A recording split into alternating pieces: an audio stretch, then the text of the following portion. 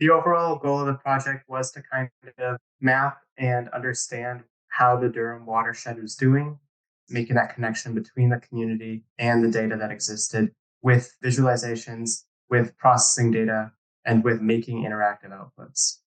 The specific product we were trying to produce was a website that had that data and features where you could manipulate and interact with that data. This is a tool where you could be able to identify issues that are getting worse in your watershed. You can hopefully then take initiative and alleviate those issues as they come up. In the first week, we were inundated with data from a lot of different sources. So, for example, the city had collected data, researchers had collected data, researchers from other universities had collected data. And so, kind of, first step was just figuring out what was there.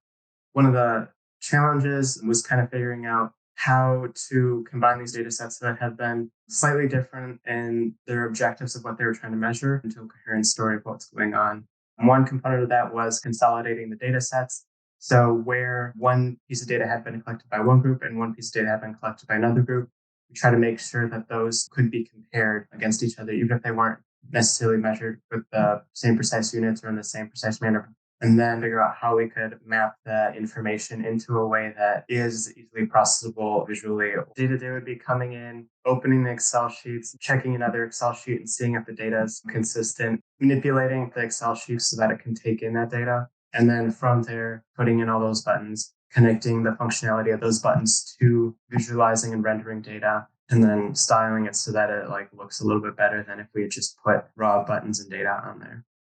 Coming into this data, we ourselves had a lot of questions about what everything meant and what could be inferred from the data set. And so our next goal is to make those questions answerable within the website.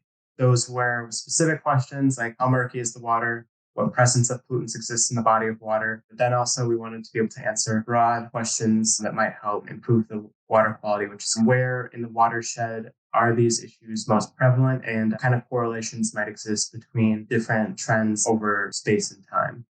Ultimately, on this project, I want to seek people to be able to interact with the dashboard and seeing that data early on and having that data readily accessible and readily interpretable, be able to act on that and identify where specifically within the watershed is of the most concern for future improvements and future resource allocation.